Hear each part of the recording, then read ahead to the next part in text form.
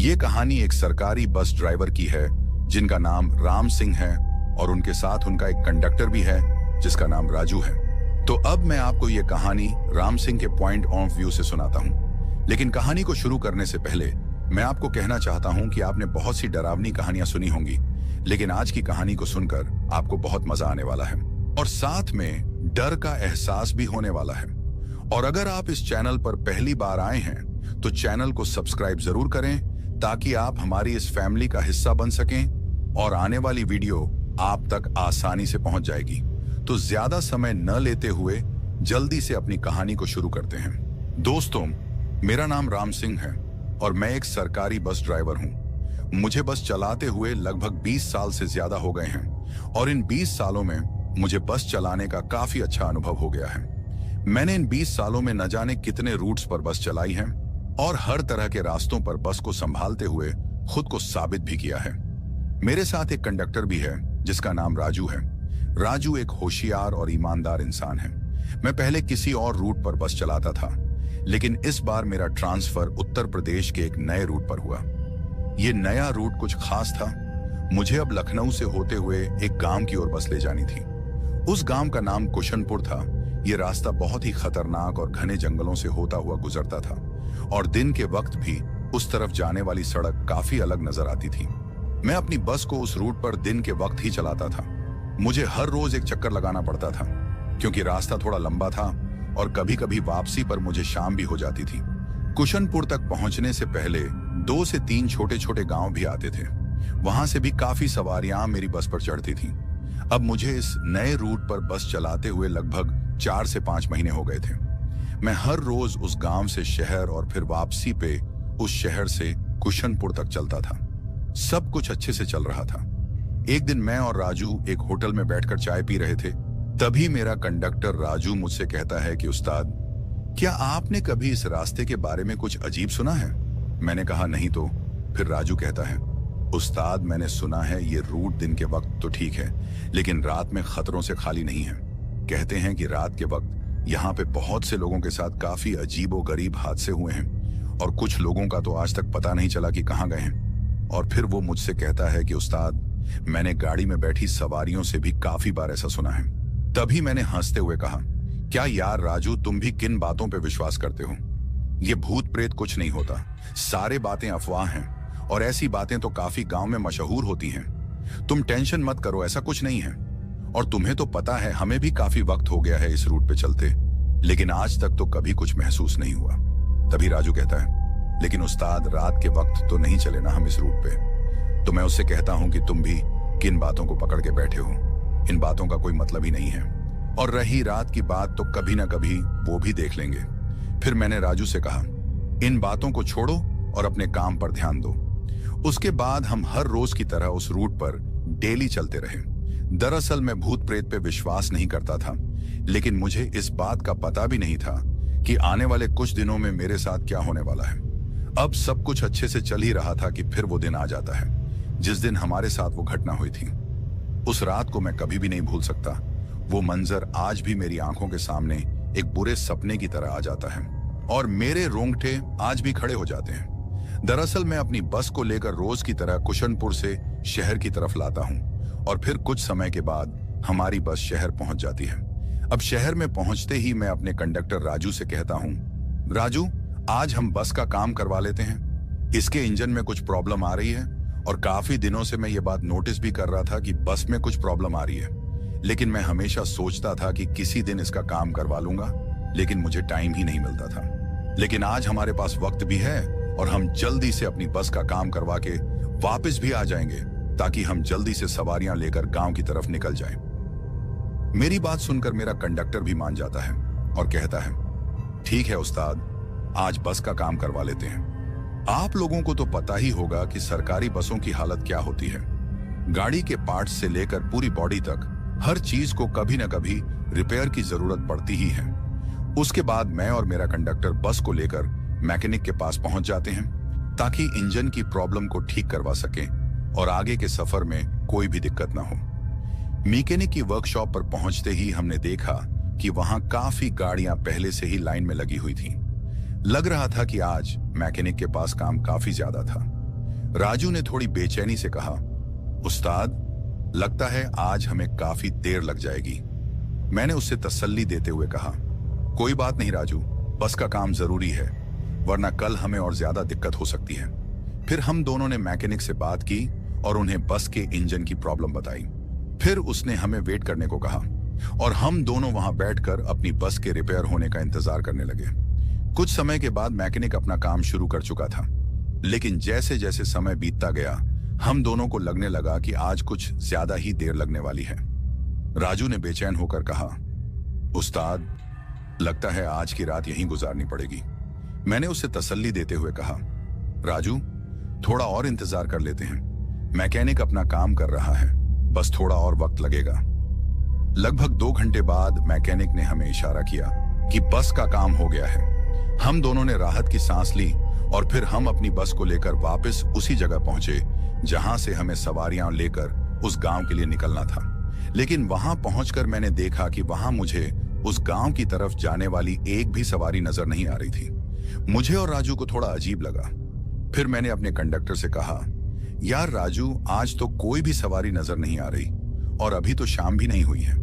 राजू ने इधर उधर देखा और फिर कहा, उस्ताद, लगता है हमको आज कुछ ज्यादा ही देर हो गई, शायद वो सवारियां किसी और गाड़ी में चली गई होंगी। फिर मैंने सोचा कि राजू ठीक कह रहा है, हो सकता है कि वो किसी और ही गाड़ी में चली गई हों, क्योंकि उन लोगों को क्या पता था कि हम बस का काम करवाने गए हैं और वो हमारा इंतजार आखिर क्यों करते।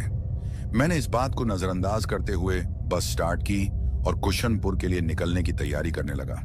लेकिन जैसे ही मैंने बस स्टार्ट की और थोड़ा आगे बढ़ा, तभी राजू मुझसे कहने लगा, उस्ताद, आज हम एक काम करते हैं, हम दोनों यहीं रुक जाते हैं और किसी होटल में जाकर आराम करते हैं। वैसे भी हमें अब काफी देर हो गई है और रात को उस रास्ते पर जाना थोड़ा रिस्की हो सकता है। काश मैंने उस दिन अपने कंडक्टर की वो बात मान ली होती तो शायद वो हादसा हमारे साथ कभी ना होता। फिर मैंने अपने कंडक्टर से कहा, राजू, हम आज रुक नहीं सकते, हमारा जाना जरूरी है, ये सरकारी बस है, हमें इस बस को अपनी मंजिल तक पहुंचाना है, हम इस बस को ऐसे ही कहीं भी छोड़ नहीं सकते। जो भी हो, हमें आज ये रूट पूरा करना ही पड़ेगा। फिर मैंने कहा, तुम टेंशन मत लो, वैसे भी हम यहां से तो रोज ही चलते हैं, तो तुम्हें डरने की कोई जरूरत नहीं है। मेरी बात सुनकर मेरा कंडक्टर राजू भी मान जाता है और कहता है, ठीक है उस्ताद, तुम कहते हो तो सब अच्छा ही होगा। उसके बाद हम दोनों अपनी बस में बैठ जाते हैं और फिर मैं अपनी बस को लेकर शहर से कुशनपुर की ओर निकल जाता हूँ। बस में सिर्फ हम दोनों ही थे, क्योंकि उस तरफ जाने वाली सवारियां हमें एक भी नहीं मिली थी। अभी रात होने में कुछ ही वक्त बाकी था। दोस्तों, मैं आपको बताता चलूं कि जिस वक्त की मैं आपको बात सुना रहा हूं, वो वक्त सर्दियों का था। ये बात जनवरी के महीने की है और उस समय सर्दी काफी ज्यादा थी। अब मैं और मेरा कंडक्टर अपनी मंजिल की ओर निकल जाते हैं। हम लगभग दिन के 5 बजे के करीब वहां से निकल जाते हैं और फिर मेरा कंडक्टर मेरे साथ मेरे केबिन में बैठ जाता है। फिर हम रास्ते में थोड़ी बहुत बातें करते हैं। अब जैसे ही हम गांव की ओर बढ़ रहे थे, मैंने देखा कि सड़क के किनारे 2 आदमी खड़े हैं जो हमसे लिफ्ट मांग रहे थे। मैंने राजू से पूछा, राजू, ये लोग इस वक्त कहां जा रहे होंगे? ये हमसे लिफ्ट मांग रहे हैं, क्या बोलते हो, बस रोककर इन्हें लिफ्ट दे दी जाए या नहीं? राजू ने थोड़ी देर सोचा और कहा, उस्ताद, अभी तो रात भी नहीं हुई है, तो कोई बात नहीं, चढ़ा लेते हैं, कम से कम हम दोनों के अलावा ये भी होंगे बस में। उसकी बात सुनकर मैंने मुस्कुराते हुए कहा, क्या यार राजू, तुम अभी भी रात को लेकर डरे हुए हो, कुछ नहीं होगा। लेकिन तभी राजू ने बेचैन होकर कहा, उस्ताद, आज मुझे कुछ अजीब लग रहा है और ऐसा एहसास मैंने पहले कभी नहीं किया। फिर मैंने उसे हिम्मत देते हुए कहा, तुम चिंता मत करो, कुछ नहीं होगा, सब ठीक होगा, तुम देखना। फिर मैंने बस रोकी और उन दोनों आदमियों को लिफ्ट दे दी। अब वो दोनों आदमी पीछे सीटों पर जाकर बैठ गए और फिर हमने अपनी बस को आगे बढ़ा लिया। अब रात पूरी तरह से ढल चुकी थी और अंधेरा गहराने लगा था। बस की हेडलाइट्स सड़क पर चमक रही थी, लेकिन उनके अलावा दूर दूर तक कोई रोशनी नहीं थी। चारों तरफ घना जंगल था, जो अब और भी डरावना लगने लगा था। हमारी बस उस सुनसान सड़क पर आगे बढ़ रही थी और रात की सर्द हवा के साथ साथ एक अजीब सा सन्नाटा भी माहौल पर छा गया था। न सड़क पर कोई गाड़ी, न कोई पैदल चलने वाला और न ही किसी जानवर की कोई आवाज। सब कुछ जैसे थम सा गया था। रास्ता जैसे जैसे आगे बढ़ता जा रहा था, अंधेरा और भी गहरा होता जा रहा था। चारों तरफ सिर्फ हमारी बस की हेडलाइट्स की रोशनी थी, जो सड़क को थोड़ा बहुत दिखा रही थी। सड़क के दोनों ओर घना जंगल खामोशी से खड़ा था, जैसे वो भी हमारी हर हरकत को देख रहा हो। अब कुछ देर बस चलाने के बाद मैंने देखा कि सड़क के किनारे 3 लोग खड़े हैं। एक आदमी, एक औरत और उनके साथ एक छोटी सी लड़की, जिसकी उम्र लगभग 5 से 7 साल के बीच होगी। वो तीनों हमारी तरफ इशारा कर रहे थे, जैसे हमसे लिफ्ट मांग रहे हों। उनकी हालत देखकर ऐसा लग रहा था कि उन्हें मदद की जरूरत है।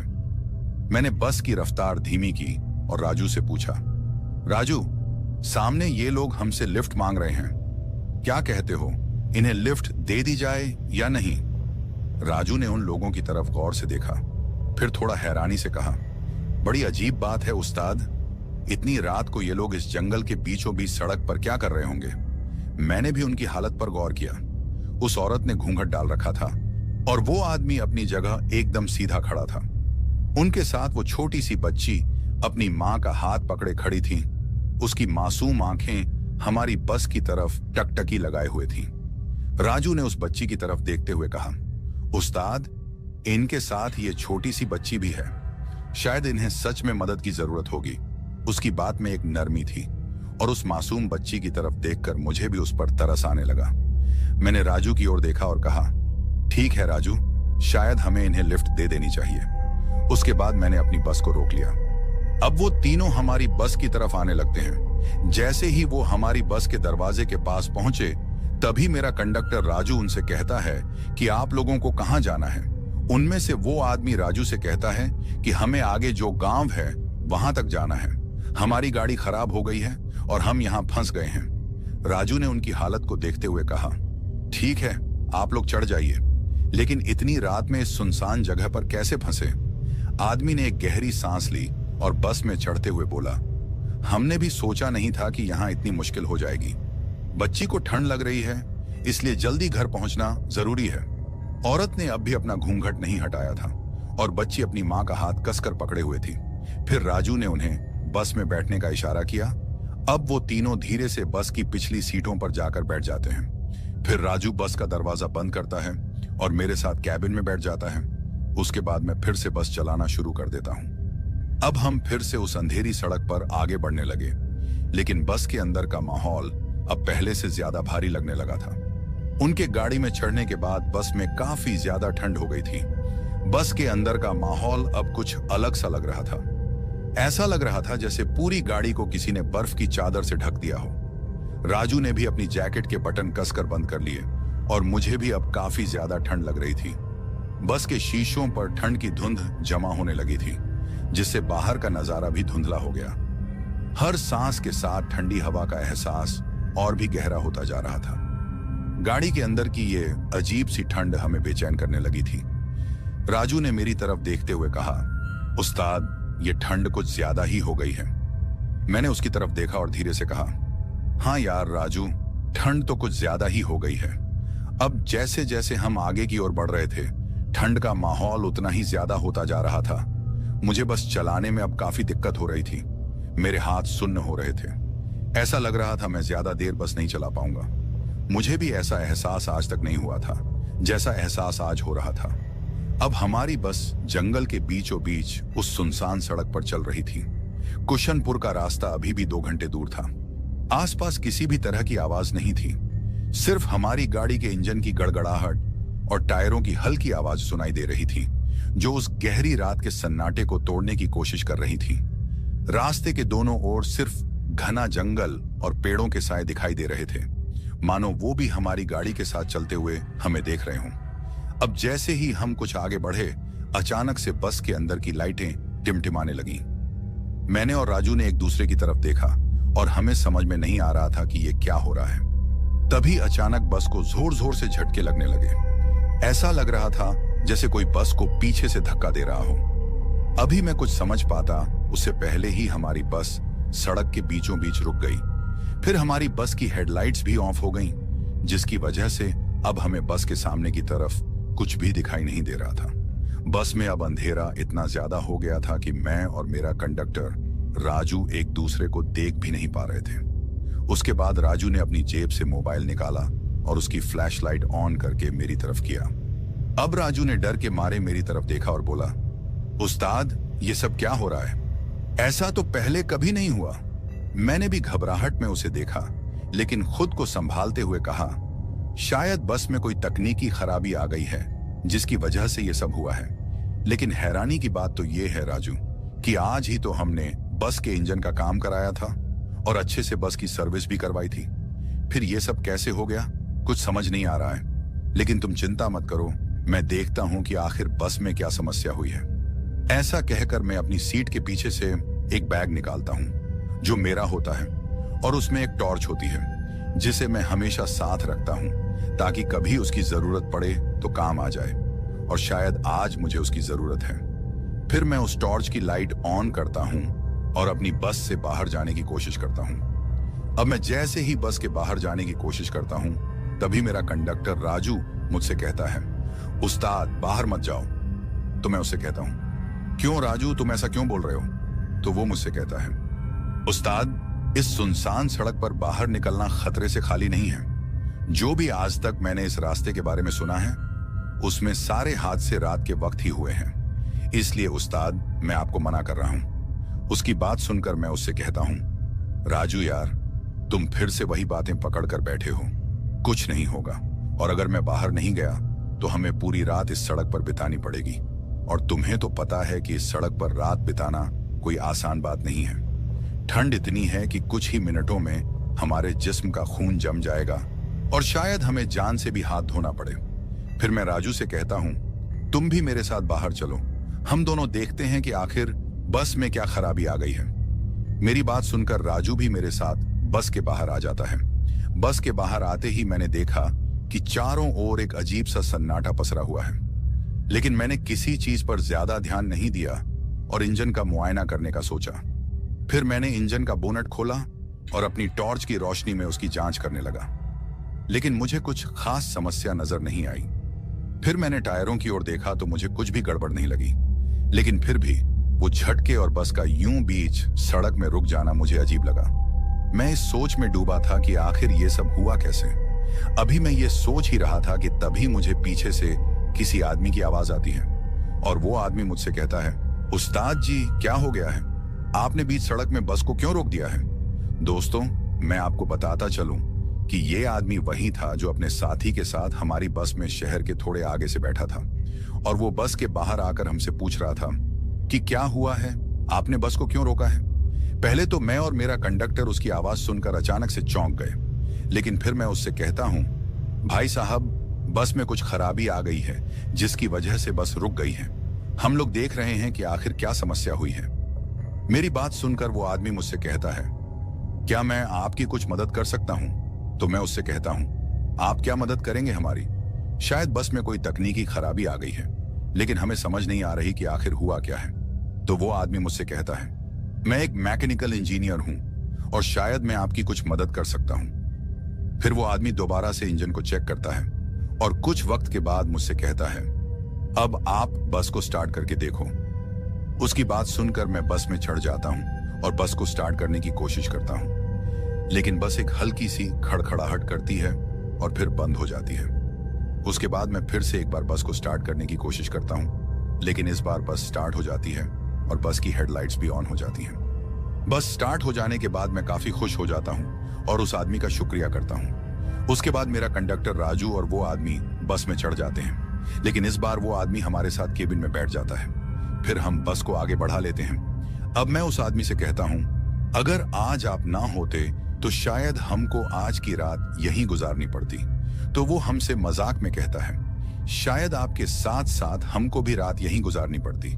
फिर मैं उस आदमी से कहता हूं, आप कहां तक जा रहे हो?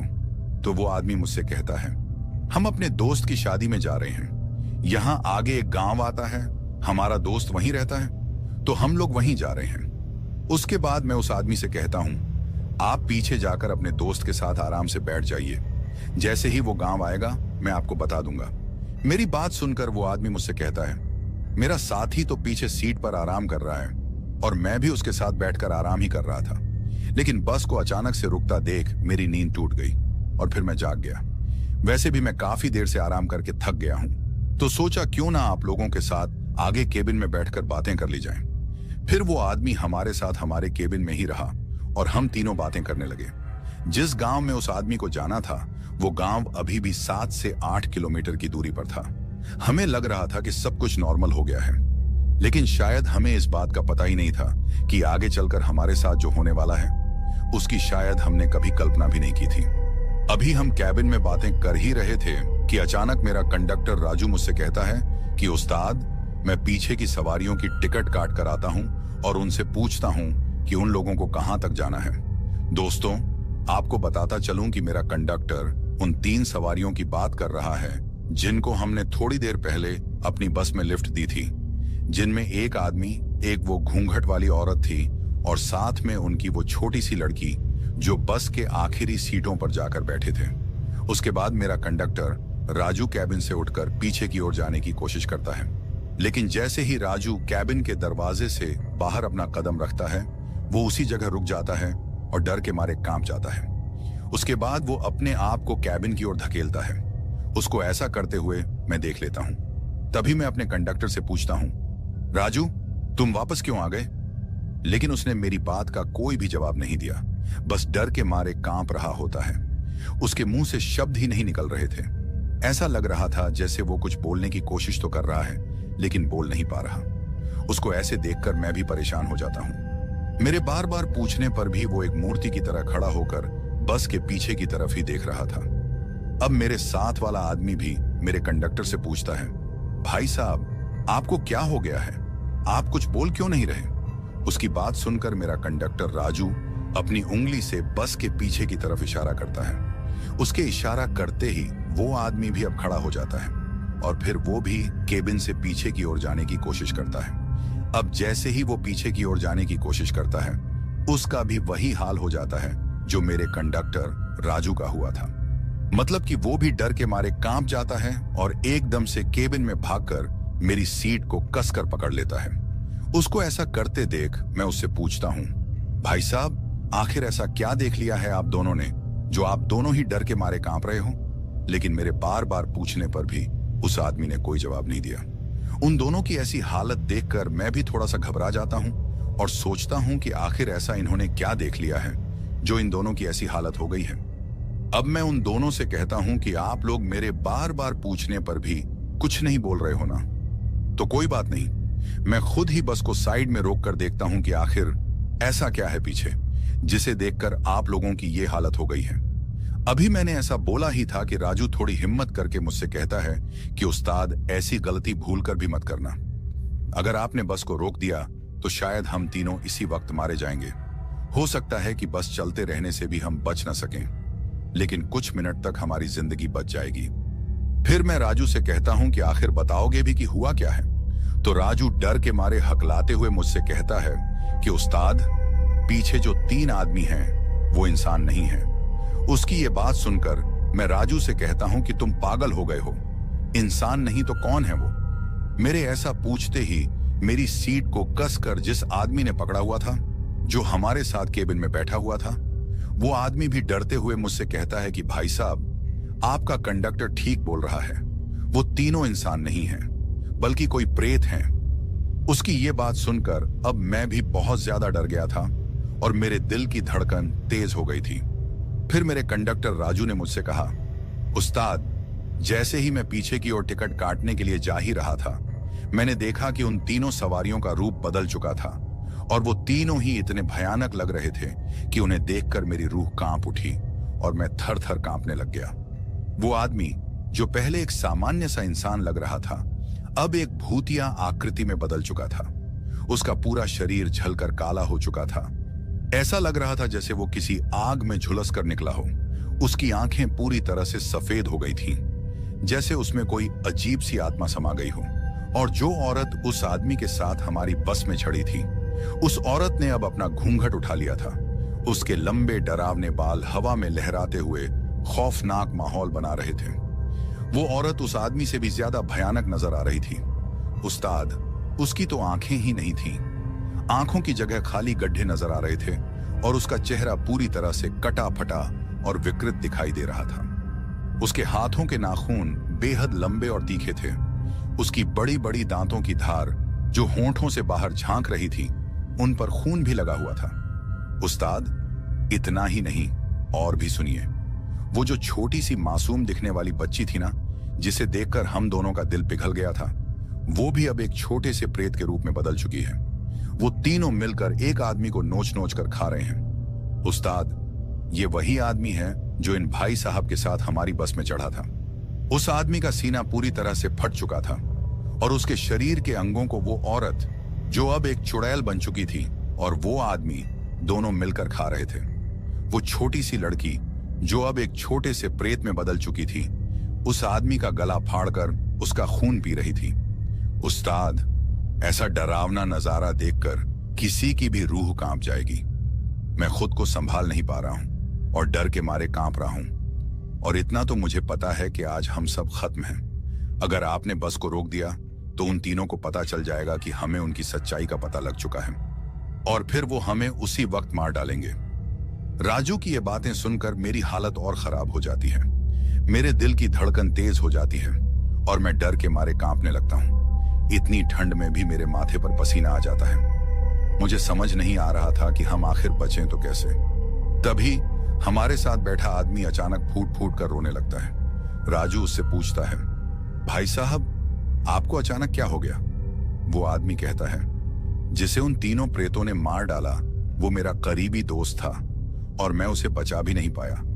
अब हमारी बारी भी आने वाली है। उसकी बात सुनकर मैं उसे थोड़ी हिम्मत देते हुए बोलता हूं, अभी रोने का वक्त नहीं है। हमें अपनी जान बचाने के लिए कुछ तो करना पड़ेगा। अभी वो प्रेत उस आदमी को खाने में व्यस्त है। हमें जो भी करना होगा अभी करना होगा। फिर मैं सोचने लगता हूं कि आखिर क्या किया जाए, लेकिन डर के मारे हमारा दिमाग काम ही नहीं कर रहा था। तभी अचानक से बस के पीछे से हमें एक चीख सुनाई दी और उस चीख को सुनकर हम सब अब और भी ज्यादा घबरा जाते हैं। लेकिन हमने उस चीख को नजरअंदाज किया क्योंकि हमें पता था कि ये उन प्रेतों का ही कोई जाल होगा जिसमें वो हमें फंसाना चाहते हैं। हमें इस बात का पता था कि वो चाहते हैं कि हम उस चीख को सुनकर पीछे की तरफ जाएं और वो हमें आराम से मारकर खा जाएं। अब बस में ज्यादा देर तक रहना खतरे से खाली नहीं था।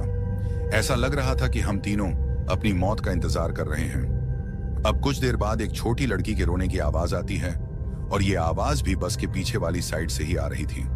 उस रोने वाली आवाज को सुनकर हमारी बस में डर का माहौल अब और भी ज्यादा हो गया था। हम तीनों केबिन में कांप रहे थे। अब मेरा कंडक्टर राजू और वो आदमी एक दूसरे को पकड़कर मेरी ड्राइविंग सीट के पास बैठे थे। मेरी हालत भी खराब हो चुकी थी।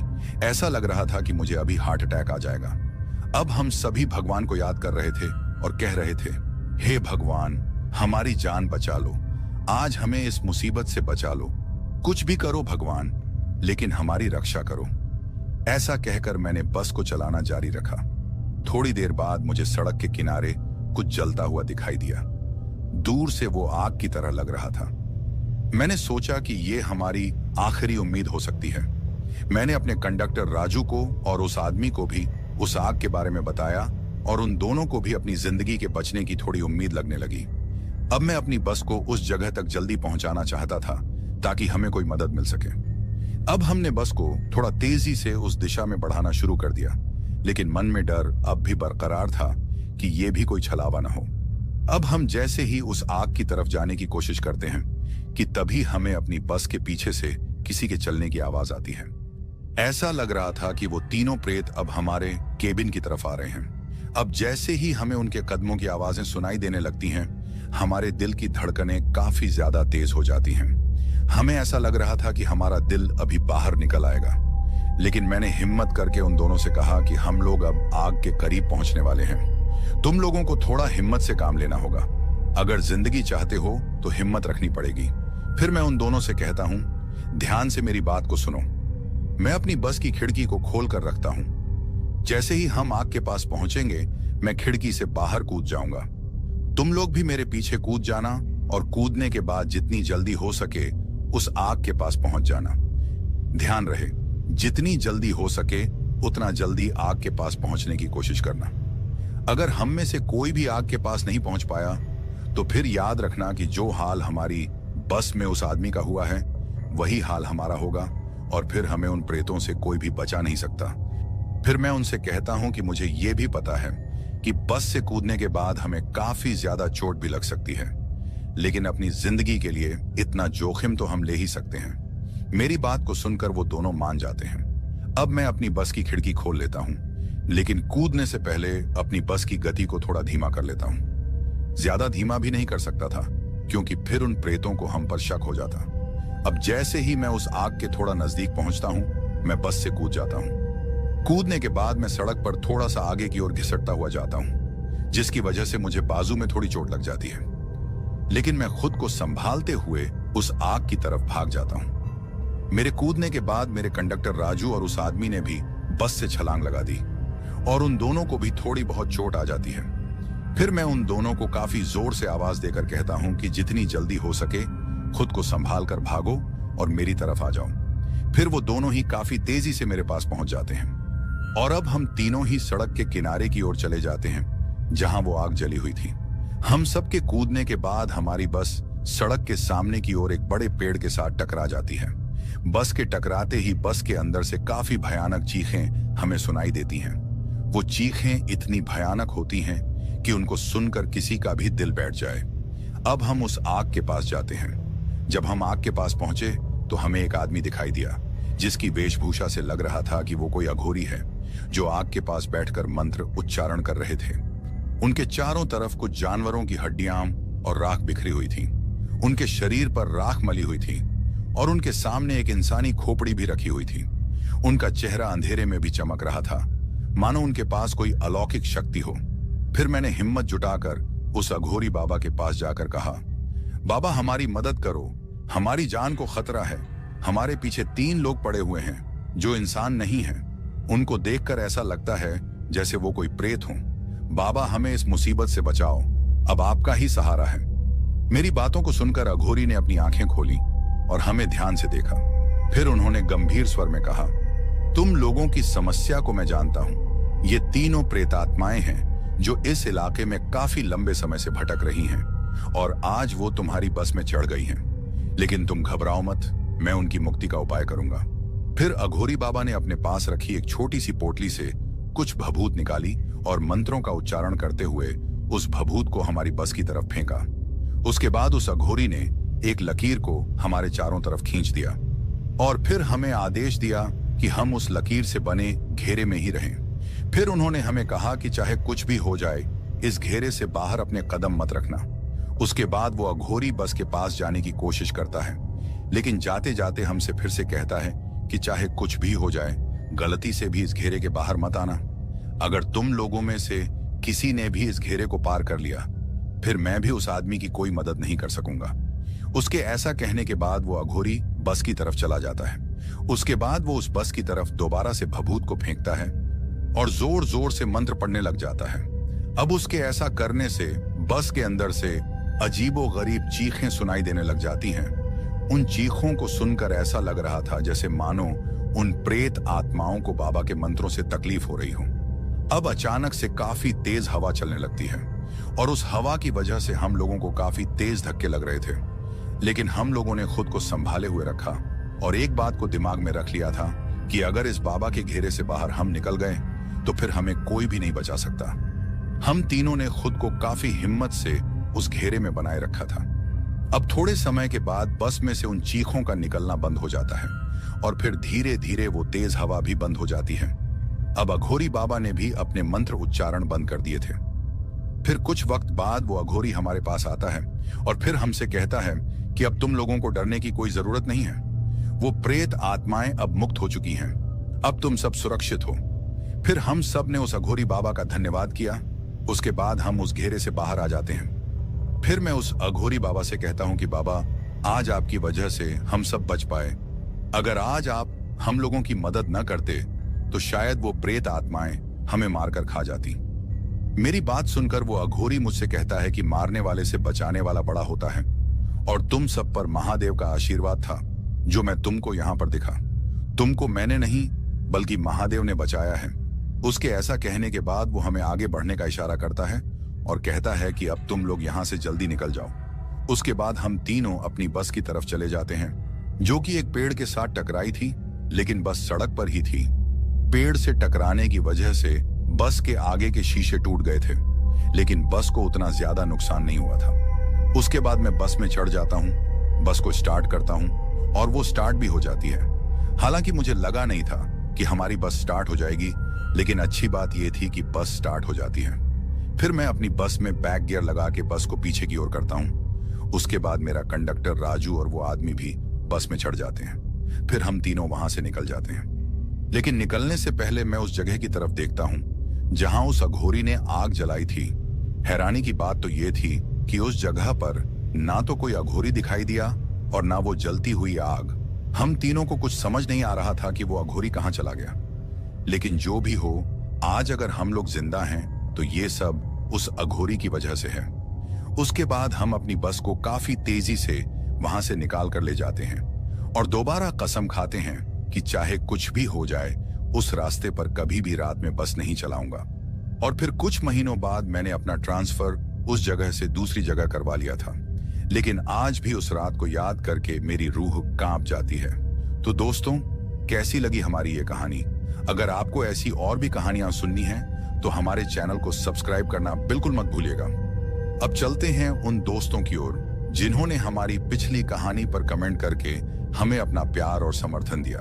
तो चलिए सबसे पहले उनका नाम लेते हैं। पहले हैं जसवीर, जम्मू कश्मीर से, सिंह राजपूत, उदयपुर राजस्थान से, सचिन